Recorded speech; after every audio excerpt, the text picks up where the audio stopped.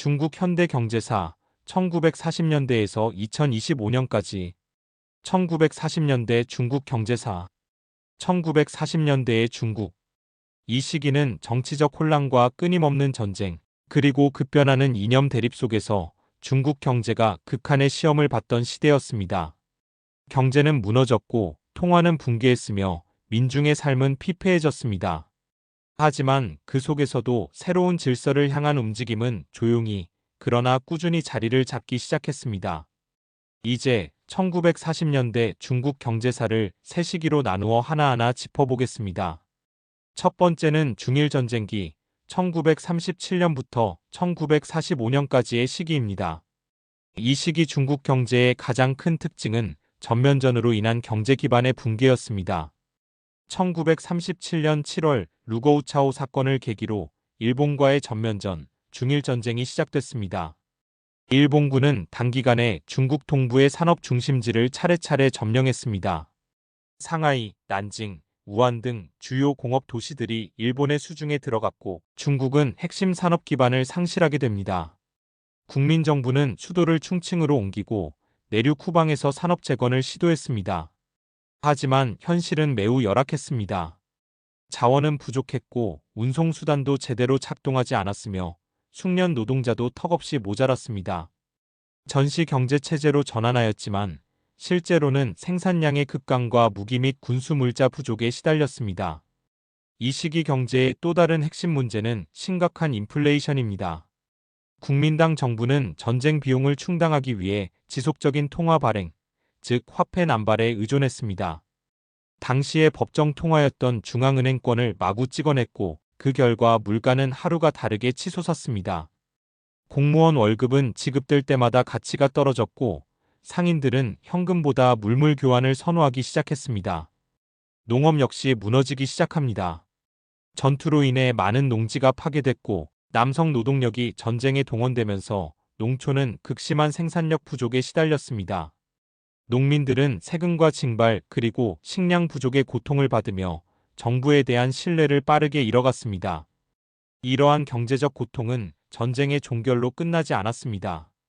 1945년 일본이 패망하고 8년간의 중일전쟁이 끝났지만 중국은 곧바로 또 다른 내전에 빠져듭니다. 두 번째 시기인 국공내전기 1945년부터 1949년까지입니다. 국민당과 공산당은 전쟁이 끝난 그 해부터 중국의 주도권을 놓고 무력 충돌을 시작했습니다. 경제는 다시금 전시체제로 들어갔고 상황은 더 악화되었습니다. 국민당 정부는 여전히 화폐를 찍어냈습니다. 결과는 파국적인 하이퍼인플레이션이었습니다. 1947년부터 1949년까지 중국의 물가는 통제 불가능한 수준으로 폭등합니다. 쌀 한 그릇의 가격이 하루 사이에 몇 배로 오르기도 했고 도시민들은 월급으로는 빵 한 조각조차 살 수 없었습니다. 정부는 이를 억제하기 위해 1948년 새로운 통화인 금원권, 즉 진짜 돈이라는 뜻의 화폐를 발행했습니다. 하지만 민심은 이미 돌아서 있었고 이 화폐조차도 신뢰를 얻지 못했습니다. 도입 몇 개월 만에 금원권 역시 하이퍼인플레이션에 휘말려 가치가 폭락했고 이는 국민당 정권의 권위를 결정적으로 흔들어 놓습니다. 경제 시스템 전반이 마비되자 시장에서는 현금보다 쌀, 담배, 비누 같은 생필품이 더 가치 있게 여겨졌고 전국적으로 물물 교환 경제가 부활합니다. 공장 가동은 멈췄고 해외 무역도 사실상 단절되었습니다. 반면 공산당은 이 시기에 자신들이 통제하는 지역에서 경제 실험을 시작합니다. 농민 기반의 지지를 얻기 위해 토지개혁을 실시하고 소작제를 폐지합니다. 토지를 농민에게 분배함으로써 이들의 지지를 확보하고 전시 자급자족 경제를 통해 물자와 병력을 확보해 나갔습니다. 이러한 전략은 향후 중국 경제의 사회주의적 재편의 기초가 됩니다. 마침내 세 번째 시기인 1949년 국공내전에서 공산당이 승리하고 10월 1일 마오쩌둥은 중화인민공화국의 수립을 선포합니다. 하지만 이 새로운 국가는 그 출발점에서부터 경제적 폐허 위에 서 있었습니다. 산업시설은 파괴되었고 도시 기반은 붕괴했으며 수많은 기술 인력은 타이완이나 해외로 도망쳤습니다. 통화 가치는 무너졌고 국가 재정은 바닥을 드러냈습니다. 이러한 극한의 상황에서 공산당 정권은 국가 재건의 첫 단추로 경제 안정화 조치에 나섭니다. 농지 재분배를 전국적으로 확대하고 물가를 통제하며 주요 산업과 은행을 국유화하는 정책을 시행합니다. 노동력을 조직화하고 중앙에서 계획을 수립해 물자 생산과 분배를 통제하는 사회주의 계획 경제 체제를 준비합니다. 이러한 조치는 1950년대 초반 제1차 5개년 계획으로 이어지며 중국 현대 경제의 기반이 됩니다. 1950년대 중국 경제사 중화인민공화국이 수립된 1949년 중국은 말 그대로 경제적 폐허 위의 성국가였습니다. 잇따른 전쟁으로 산업과 농업은 붕괴됐고 인플레이션은 극심했으며 금융 시스템은 사실상 기능을 상실한 상태였습니다. 하지만 이 새로운 사회주의 국가의 지도부는 혼란을 정리하고 중국식 사회주의 경제체제를 건설하겠다는 야심을 품고 있었습니다. 이제 1950년대 중국 경제사를 세 단계로 나누어 살펴보겠습니다. 그것은 곧 복구, 개혁 그리고 사회주의화의 과정이었습니다. 1단계 경제 안정과 복구.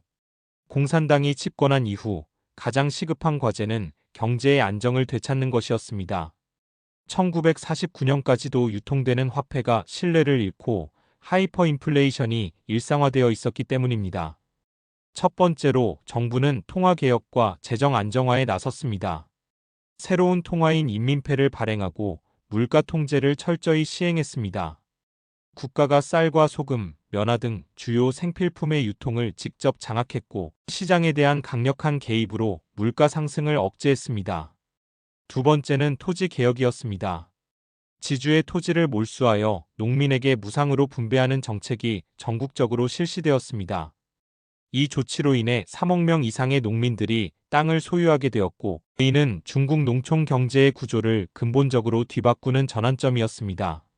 세 번째는 산업과 교통 기반의 복구였습니다. 공장과 철도, 항만 등의 복구가 빠르게 진행됐고 도시 지역에선 국영기업들이 정비되며 다시 가동을 시작했습니다. 그 결과 1952년까지 중국은 생산과 유통 시스템을 정상화하고 통화 가치도 안정을 되찾았습니다. 경제 전반이 회복 국면에 접어들기 시작합니다. 2단계 제1차 5개년 계획과 중공업 육성. 1953년 중국 정부는 소련의 모델을 본딴 제1차 5개년 계획을 발표하며 본격적인 사회주의 계획 경제 체제로 이행합니다. 이 계획은 중공업 중심의 경제 개발을 핵심 목표로 삼았습니다. 첫째, 산업화입니다.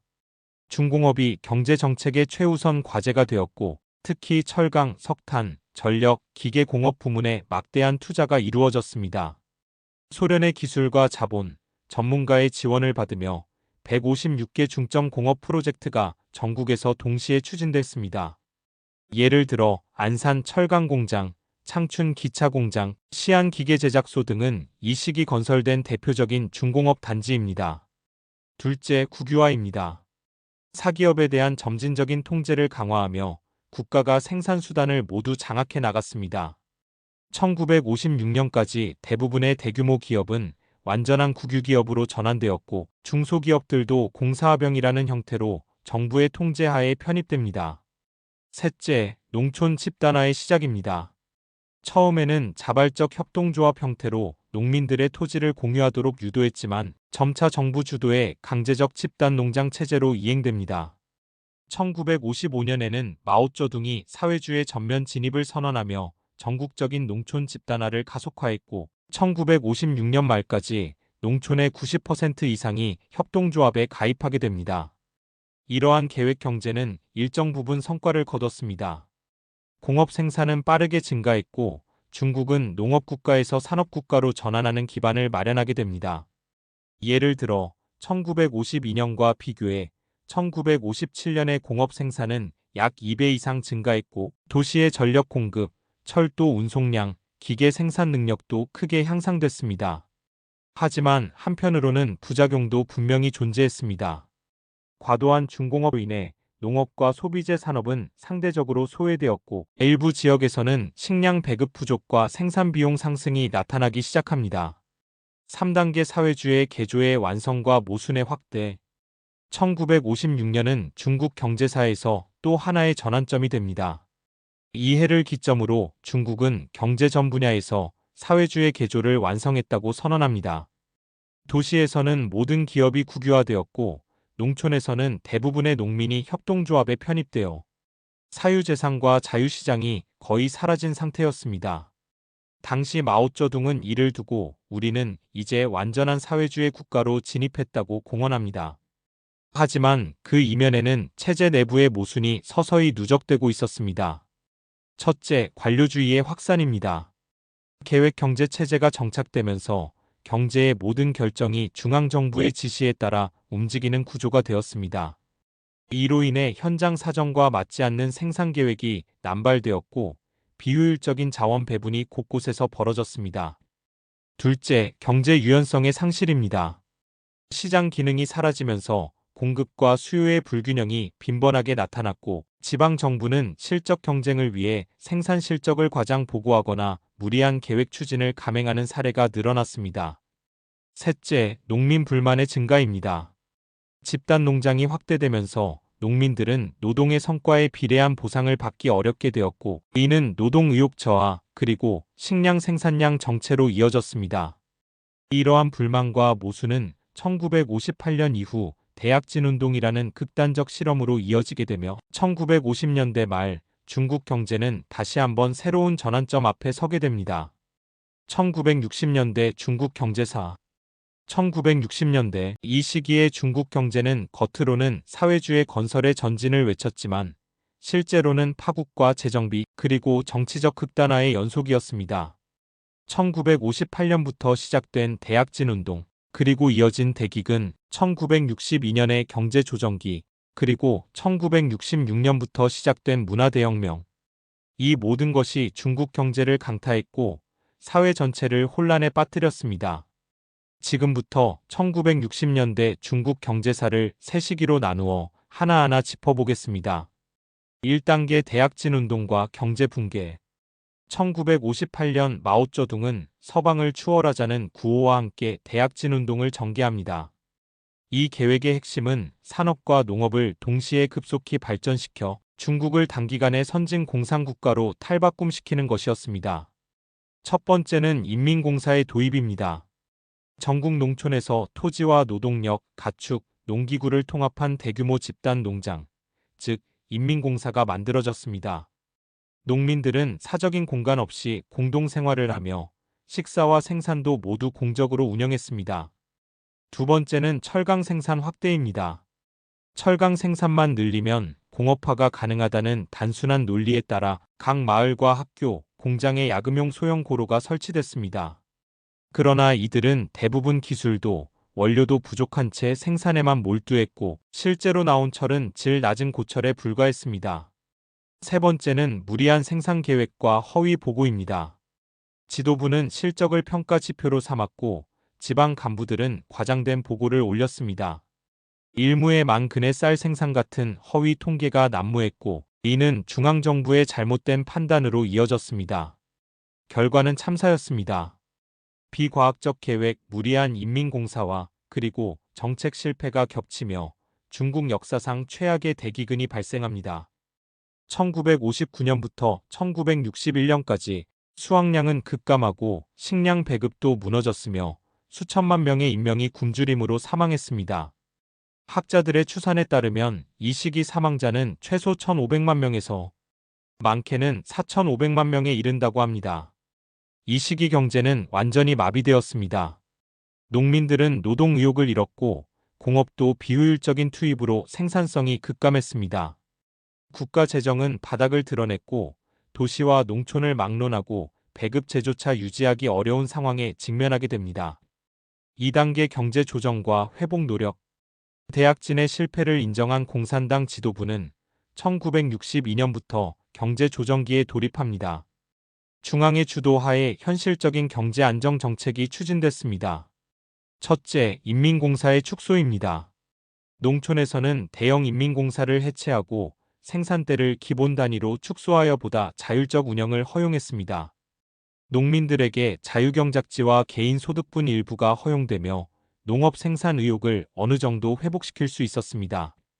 둘째, 소규모 자유시장 부활입니다.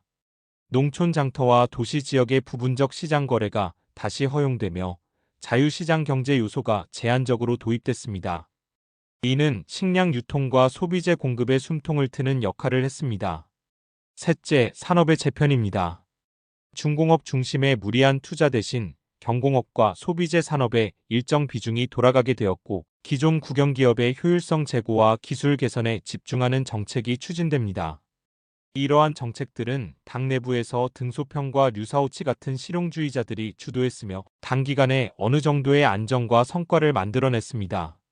1965년까지 중국 경제는 다시 성장세로 전환됩니다. 농업 생산이 회복됐고 소득 격차도 줄어들었으며 도시와 농촌 간의 경제 흐름도 조금씩 정상화되었습니다. 하지만 이 회복은 오래가지 못합니다. 1966년 중국은 또 다른 정치적 격변으로 빠져듭니다. 3단계 문화대혁명과 경제혼란. 1966년 마오쩌둥은 문화대혁명을 선포합니다. 이 운동의 표면적 목적은 자본주의와 반동 사상을 제거하고 공산주의 이념을 정화하는 것이었습니다. 하지만 실제로는 정적 제거와 권력 재장하기 중심이었고, 이는 곧 경제 전반에 심각한 타격을 주었습니다. 첫째, 산업과 행정의 마비입니다. 전국의 수많은 공장과 학교, 행정기관이 홍위병의 비판과 투쟁 대상이 되며 기능이 정지됩니다. 기술자, 관리자, 교수 등 전문 인력은 반동분자로 몰려 비판받고 노동 현장에서 축출됐습니다. 둘째, 경제계획의 중단입니다. 계획 경제를 운영하던 국가위원회조차 기능이 약화됐고 실질적인 경제 조정은 거의 이루어지지 못했습니다. 경제 관련 의사결정은 이념과 정치 투쟁에 종속되었고 이는 자원 배분의 왜곡을 낳습니다. 셋째, 농업과 생산성의 정체입니다. 농촌 지역도 정치운동의 무대가 되었고 기존의 생산 조직은 혼란에 빠졌습니다. 노동력은 비생산적인 집회나 비판운동에 동원되었고 그 결과 식량 생산은 정체 또는 감소합니다. 넷째, 지식인과 기술자들의 추방입니다. 많은 고등교육기관이 폐쇄되거나 문을 닫았고 수십만 명의 지식인과 청년들이 농촌에 내려가 재교육을 받았습니다. 이로 인해 기술 전수와 인재 양성의 공백이 생기고 이는 향후 1970년대 산업 현대화에 큰 장애가 됩니다. 경제 성장률은 급격히 둔화되었고 국가의 생산력은 정체 상태에 빠졌습니다. 1960년대 후반 중국은 내부적으로는 정치 투쟁의 장, 외부적으로는 소련과의 대립, 국제 고립이라는 이중의 압박을 받으며 경제의 정상적 성장 기반은 사실상 붕괴된 상태였습니다. 1970년대 중국 경제사. 1970년대의 중국 경제는 두 개의 상반된 흐름 속에서 전개되었습니다. 하나는 계속되는 문화대혁명의 정치 혼란, 다른 하나는 그 혼란 속에서 싹트기 시작한 실용주의와 개혁의 움직임이었습니다. 이 시기 중국은 전반적으로 경제 정책이었지만 역설적으로도 이 안에서 체제의 한계를 깨닫는 계기와 변화의 단서들이 나타나기 시작합니다. 이제 1970년대 중국 경제사를 세 시기로 나누어 살펴보겠습니다. 1단계 문화대혁명 후반기와 정체된 경제. 1970년대 초반 중국은 여전히 문화대혁명의 여파에 휘말려 있었습니다. 1966년부터 시작된 이 대규모 정치운동은 1976년 마오쩌둥의 사망 전까지 경제와 사회 전반을 마비시킨 채 계속되었습니다. 우선 경제 운영 시스템이 마비된 상태였습니다. 계획 경제의 중추였던 국가계획위원회는 약화되었고 경제 관련 정책은 이념과 계급 투쟁 중심으로 결정되었습니다. 국영기업들은 생산량보다 정치 충성도가 중요시되었고 지방정부는 경쟁적으로 정치운동과 혁명 선전에 참여하면서 실질적인 생산과 투자는 뒷전으로 밀렸습니다. 둘째, 기술 혁신과 교육 시스템의 붕괴입니다. 수많은 과학자, 기술자, 교수들이 반동분자로 몰려 비판을 받았고 고등교육기관은 제대로 운영되지 못했습니다. 이는 기술 개발과 산업 현대화의 결정적 공백을 초래했습니다. 셋째, 농촌 경제의 침체입니다. 인민공사의 집단화 체제가 유지되었지만 농민들의 사기 저하와 비효율적 운영으로 식량, 생산량은 정체 상태에 머물렀습니다. 1972년과 1974년 연이은 자연재해와 물류 차질로 식량 수입 의존도가 높아졌고, 이는 외화 부족을 유발하며 경제적 부담으로 작용했습니다. 하지만 이 와중에도 몇 가지 주목할 만한 변화들이 감지되기 시작합니다. 첫째는 외교적 개방의 시작입니다. 1971년 중국은 유엔에 정식 가입하고 1972년에는 미국 닉슨 대통령이 중국을 방문합니다. 이는 냉전 구도의 전환점이었고 중국은 점차 국제 무대에 복귀하게 됩니다. 둘째는 경공업과 지방자치경제의 일부 부활입니다.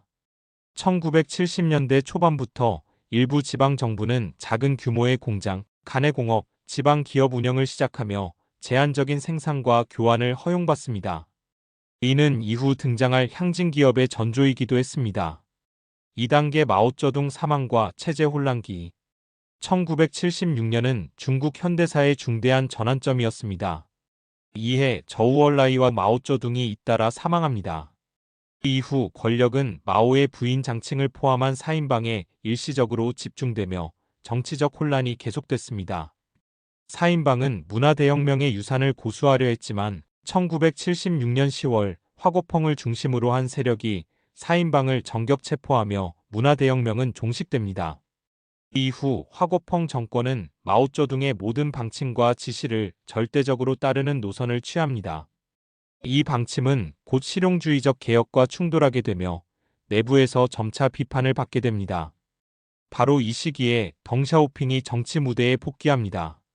덩샤오핑은 이념보다 실용, 투쟁보다 발전, 계급보다 민생을 앞세운 정책을 주장하며 개혁의 서막을 준비합니다. 이 시기 경제 상황은 여전히 침체되어 있었지만 사상과 정책의 방향에서 변화의 조짐이 나타나기 시작합니다.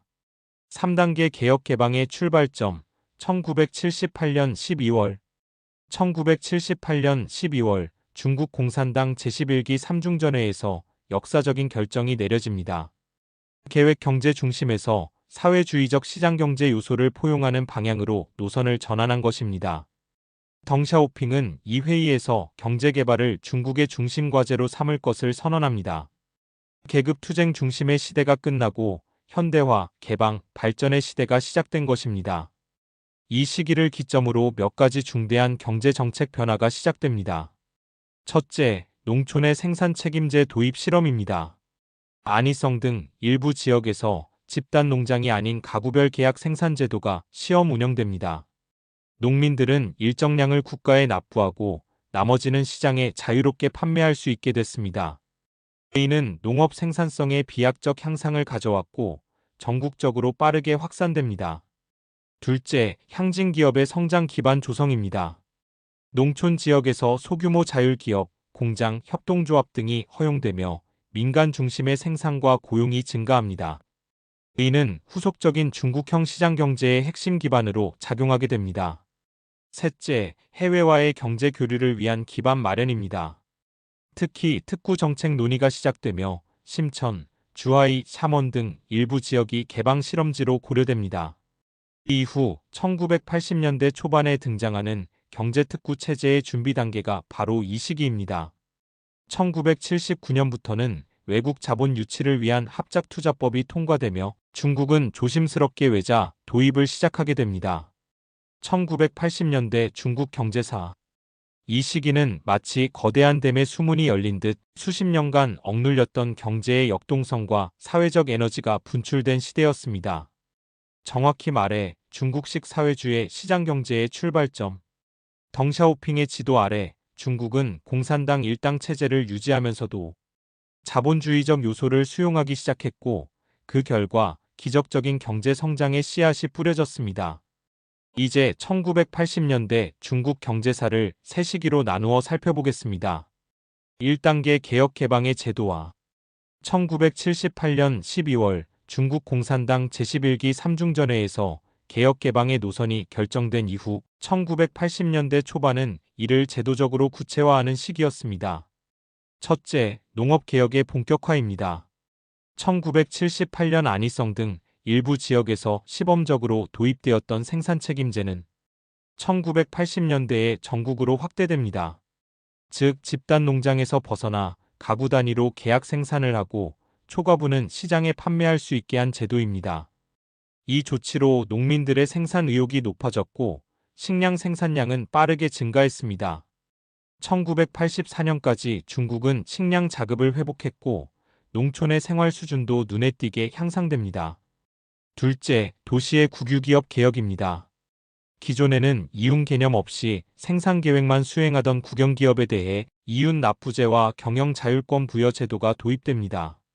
국영기업은 일정 이윤을 국가에 납부하고 나머지는 자체 투자나 인센티브로 활용할 수 있게 되었고 관리자의 자율성과 책임이 증대되었습니다. 셋째, 경제특구 설립입니다. 1980년 중국은 선전, 주하이, 샤먼, 산터우 4곳을 경제특구로 지정합니다. 이 지역들은 외국 자본 유치, 세금 감면, 수출 지향 산업 육성 등 시장 중심의 실험장이자 개방의 창구가 되었습니다.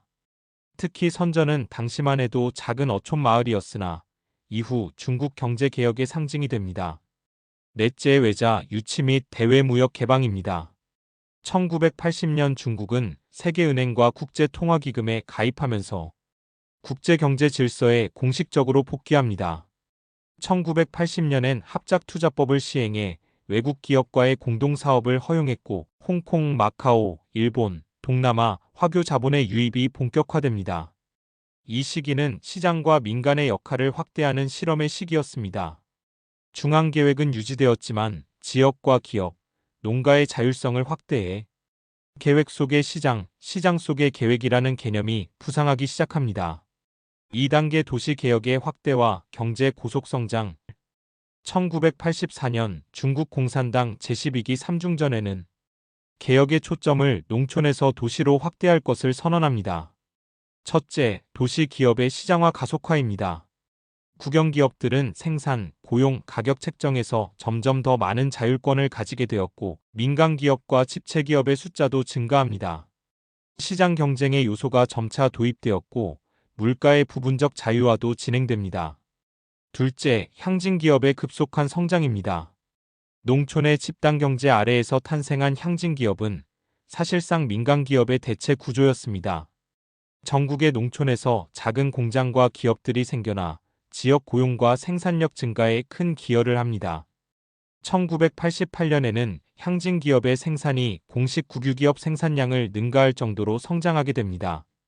셋째, 도시 인프라 투자와 민생 개선입니다. 고속도로, 항만, 통신시설 등에 대한 국가적 투자가 증가했고 의료와 교육, 주택 시스템에도 점진적인 개혁이 시도됩니다. 이 시기에 중국 경제는 연 평균 10% 안팎의 고속 성장을 기록하며 아시아의 새로운 성장 엔진으로 떠오르기 시작합니다. 하지만 동시에 몇 가지 심각한 문제점도 나타납니다. 첫째, 물가 상승과 인플레이션입니다. 가격 자유화의 확대는 공급 부족과 유통 구조 미비로 이어졌고 1987년과 1988년에는 인플레이션이 사회적 불만의 원인이 됩니다. 둘째, 부정부패와 특권 경제의 확산입니다.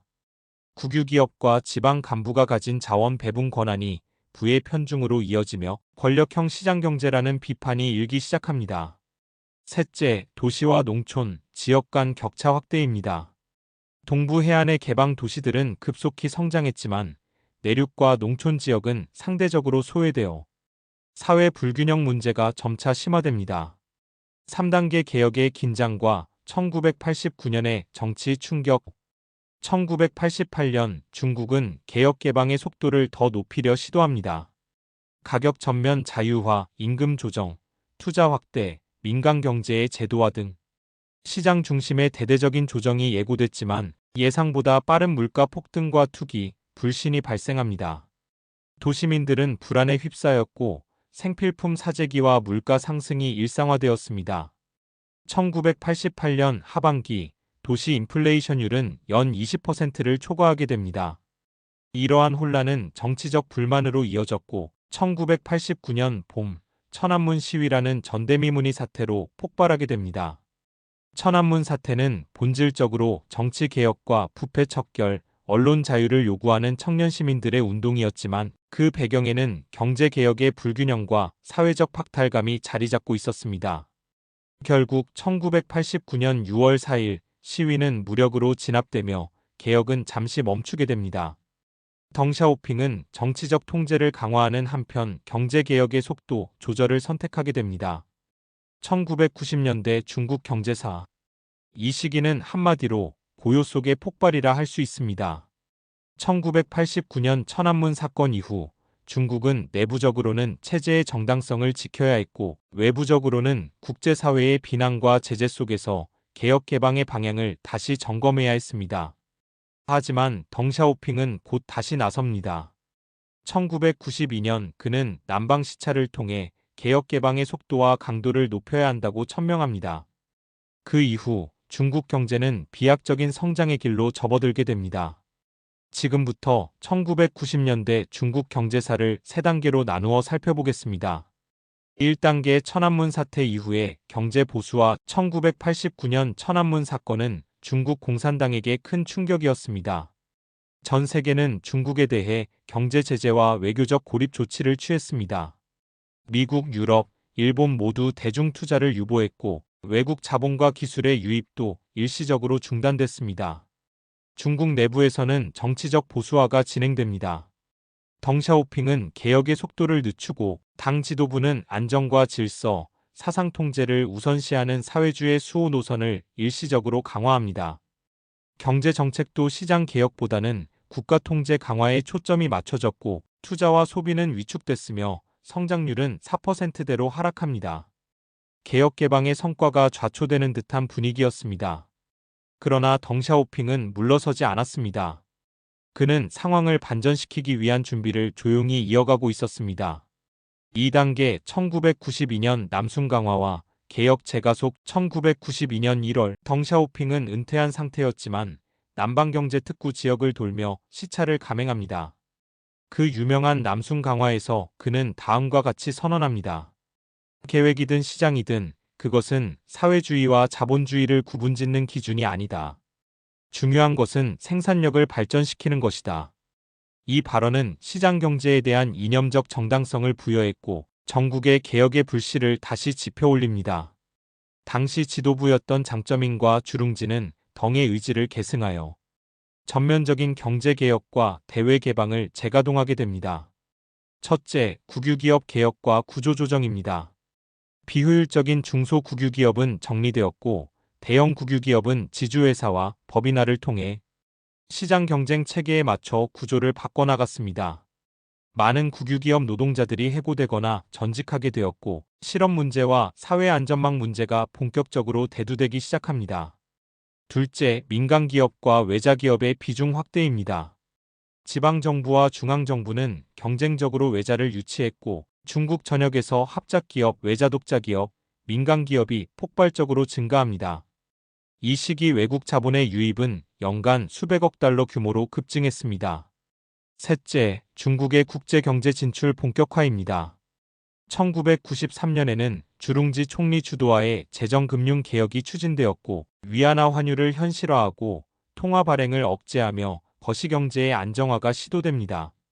그 결과 중국은 1990년대 중반부터 연평균 구내지 10%의 경제성장률을 기록하며 세계의 공장으로 자리 잡아가기 시작합니다. 또한 이 시기 중국은 세계무역기구 가입을 위한 교섭을 시작하게 됩니다. 중국은 점차 글로벌 경제 시스템에 편입될 준비를 갖추고 있었습니다. 3단계 아시아 금융위기와 체질 강화기. 1997년 아시아는 금융위기의 충격에 휩싸입니다. 태국, 인도네시아, 한국 등 동아시아 주요국이 외환 부족과 경기 급락에 시달리게 됩니다. 그러나 중국은 위안화 환율을 고정 유지하며 단 한 번도 자국 통화를 평가절하하지 않았습니다.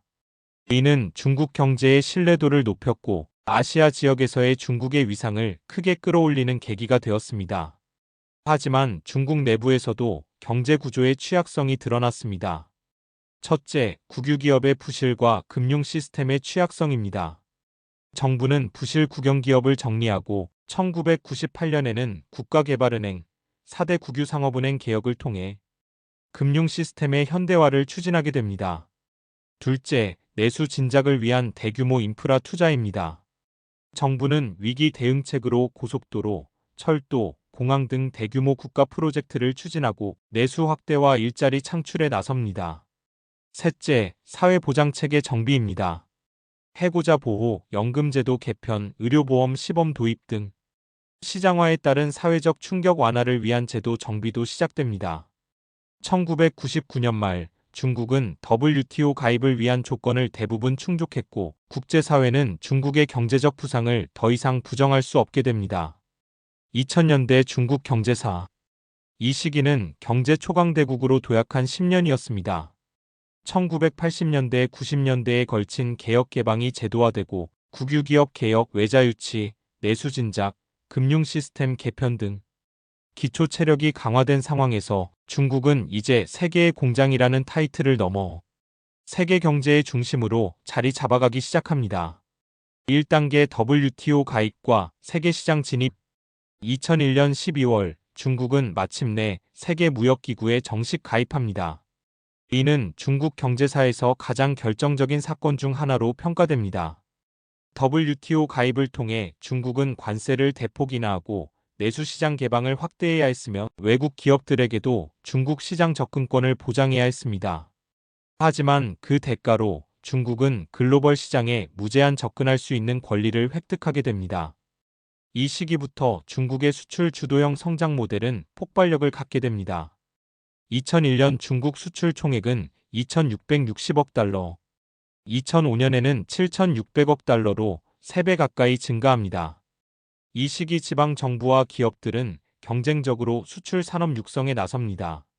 특히 동부 연해 지역에서는 전자, 섬유, 기계, 완구, 철강 등 각종 수출 제조업이 급속히 성장하게 됩니다. 또한 외국인 직접 투자 유입도 눈에 띄게 증가합니다. 2001년 기준 400억 달러였던 FDI는 2005년에는 연간 600억 달러를 돌파하며 중국은 세계 최대 외자 유치국으로 떠오릅니다. 하지만 동시에 부작용도 등장합니다. 환경오염, 저임금 노동 착취, 노동자 안전 문제, 외자 의존도 심화. 이러한 구조적 한계는 향후 조정의 필요성을 암시하게 됩니다. 2단계 내수 확대와 중산층의 형성. 2000년대 중반 중국 정부는 수출과 투자의 편중을 점차 조정하려 시도합니다. 내수 시장 육성, 도시화 가속, 중산층 양성이 핵심 기조로 등장합니다. 첫째, 부동산 산업의 급성장입니다. 도시화와 내수 진작의 일환으로 정부는 대규모 도시 재개발과 주택 공급 확대에 나서게 됩니다. 부동산은 곧 중국 경제의 핵심 성장 동력으로 자리 잡으며 건설업, 자재, 가구, 전자 등 연관 산업이 함께 호황을 누립니다. 둘째, 중산층 소비의 확대입니다. 주택 보유 증가, 자동차 구입, 백화점 소비, 해외여행 등 이전 세대와 다른 도시 소비 문화가 등장합니다. 이는 서비스 산업과 민간 기업의 성장으로 이어졌고 중국 내 브랜드와 프랜차이즈 기업들이 이 시기부터 확산되기 시작합니다. 셋째, 고등교육과 기술 투자 확대입니다. 정부는 고등교육 수용 인원을 크게 늘리며 기술 중심형 산업구조 전환을 준비합니다. 하드웨어 생산뿐 아니라 점차 소프트웨어, 디자인, 통신, 인터넷 산업에 대한 투자도 시작됩니다. 넷째, 산업구조의 분화입니다. 단순 조립 수출에서 벗어나 고부가가치 제조업으로 이동하려는 정책이 추진되며 기초기술, 부품 국산화, R&D 투자 등이 장려됩니다. 그러나 이 시기 또한 경제 불균형 문제가 점점 더 심화됩니다. 동부 연안대 내륙 지역 간 격차, 도시대 농촌 소득 양극화, 산업대 환경의 충돌. 중국 정부는 조화사회라는 슬로건 아래 경제성장과 사회 안정의 균형을 모색하기 시작합니다. 3단계 글로벌 금융위기와 대규모 부양책. 2008년 세계는 금융위기의 충격에 휩싸입니다. 미국의 서브프라임 모기지 부실에서 시작된 금융위기는 글로벌 수출 시장을 위축시켰고 중국 역시 그 여파에서 자유롭지 않았습니다. 중국의 수출 증가율은 급격히 하락했고 많은 수출 공장이 문을 닫거나 감산에 들어갔습니다. 이에 대응해 중국 정부는 2008년 11월 역사상 최대 규모의 경기 부양책을 발표합니다. 총 규모 4조 위안, 당시 환율 기준 5,860억 달러에 달하는 투자였습니다. 부양책의 핵심은 다음과 같습니다.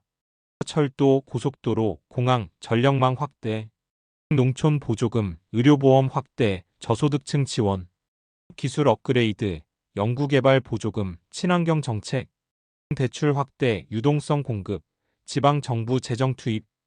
이 부양책은 중국 경제를 빠르게 회복 궤도에 올려놓는 데 성공했으며 2009년 GDP 성장률은 9.2%를 기록합니다.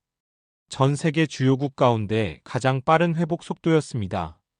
그러나 이 부양책은 중국 경제에 또 다른 구조적 문제를 낳습니다. 지방정부 부채 급증, 부동산 거품 형성, 자산 불균형 심화, 국영기업 중심의 왜곡된 자본 배분. 이로 인해 2010년대에는 다시 경제구조 전환과 리스크 해소가 중요한 과제로 떠오르게 됩니다. 2021년에서 2025년까지 중국 경제사 2021년부터 2025년까지의 중국 경제는 코로나에서의 회복, 부동산 붕괴, 내수 침체, 그리고 미중 갈등의 격화 속에서 갈피를 잡기 어려운 방향 전환과 조정의 연속이었습니다. 그 어느 때보다 국내 문제와 국제 정치가 맞물려 경제를 규정했던 시기, 특히 미국과의 전략적 갈등은 중국 경제의 진로에 결정적 영향을 미쳤습니다. 1단계 부동산 위기와 미중 기술 전쟁 격화. 2021년 중국 경제는 세계의 주목을 받았습니다. 하지만 그 주목은 성장 기대보다는 위기 경보에 가까웠습니다. 대표적 사례는 중국 최대 민간 부동산 개발사 에버그란데의 디폴트 선언이었습니다.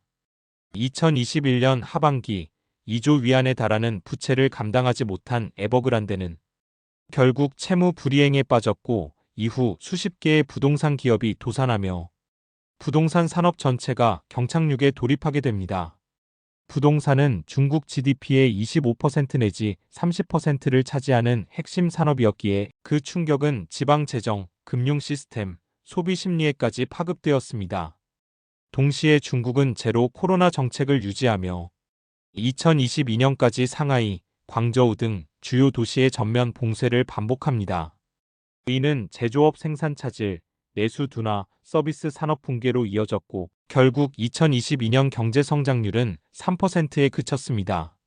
이 시기 미국과의 갈등은 더욱 구조적이고 전면적인 양상으로 확장됩니다. 2021년, 2022년 미국은 화웨이, ZTE 등 중국 IT 기업에 대한 수출 제한을 강화했고 2022년 10월 바이든 행정부는 첨단 반도체 수출 통제 조치를 발표하며 중국이 인공지능, 슈퍼컴퓨팅, 군사기술에 접근하는 것을 원천적으로 차단합니다. 중국은 이에 맞서 반도체 국산화에 박차를 가하며 자금률 제고, 국가 반도체 기금 투입, 미국과의 기술 디커플링에 대비한 정책을 본격화합니다. 2단계 개방 전환과 미중 경제 디커플링 가속화. 2023년 중국은 코로나 정책을 종료하고 국경을 개방합니다. 정부는 대규모 인프라 투자, 자동차 가전 보조금, 내수 확대 정책을 통해 경제 회복을 꾀합니다. 2023년 GDP 성장률은 5.2%, 2024년에는 5.0% 내외로 안정적인 회복세를 보였습니다. 하지만 회복의 질은 균등하지 않았습니다. 부동산 시장은 여전히 침체, 청년 실업률은 18% 내지 20%대를 기록했고 민간 기업의 투자 심리는 위축된 상태였습니다. 이 와중에 미중 갈등은 단순한 무역 분쟁이 아닌 전략적 경쟁 체제로 굳어졌습니다. 미국은 2023년 24년 동안 중국산 전기차, 태양광, 배터리 제품에 대해 보조금 규제 및 수입 차단 조치를 취했고 2024년 말 재출마한 도널드 트럼프는 중국산 전 품목에 최대 60% 관세 부과를 공언하며 양국 간의 통상 전쟁이 재점화됩니다. 중국은 이에 대응해 국가 안보 중심의 산업 정책을 강화합니다. 중국 지도부는 2024년부터 다음과 같은 전략을 추진합니다. 반도체, AI, 클린 에너지, 전기차 등 10대 산업 집중 육성, 해외 수요 의존도를 줄이고 내수 중심 성장 모델로 전환, 위안화 국제화, 위안화 무역 결제 확대 시도, 3단계 구조적 취약성과 지정학 리스크의 확대. 2025년 상반기 중국 경제는 성장세를 유지하고 있으나 그 내부는 여전히 불안정합니다. 지방정부 부채 총액은 GDP의 70%에 달하며 부동산 신규 착공은 2020년 대비 절반 이하로 축소, 청년 실업률은 2025년에도 15%를 넘고 중소기업 대출 연체율도 상승세를 보이고 있습니다. 더불어 지정학적 긴장이 다시 고조되고 있습니다. 2025년 초 미국은 대만 해협 문제와 남중국해 군사 충돌 우려를 언급하며 인도태평양 경제 프레임워크와 대중경제 전략을 강화했습니다. 중국은 이에 맞서 제조 2025 고도화 전략, 국방산업 육성, 자원 안보 확보 정책을 추진하며 경제의 국방전략 연계성을 높여가는 중입니다. 게다가 2025년 7월 현재 미국과의 무역 협상이 재개되긴 했지만 양측 모두 관세, 보조금, 공급망 문제에서 강경한 입장을 유지하고 있습니다. 2021년부터 2025년 현재까지 중국 경제는 성장과 불안, 자립과 의존, 개방과 통제 사이에서 줄타기하는 국면을 지속해왔습니다. 국내적으로는 부동산 구조 조정, 청년 실업 해소, 지역 균형 발전, 산업 고도화라는 난제를 마주하고 있으며 국제적으로는 미국과의 기술 무역 전쟁, 서방과의 외교 재조정, 글로벌 공급망에서의 입지 유지라는 고차방 정식을 풀어야 하는 상황입니다. 이제 중국은 성장의 질과 지정학적 안정성, 그 두 가지를 동시에 확보해야 하는 진정한 시험대 위에 올라서 있습니다.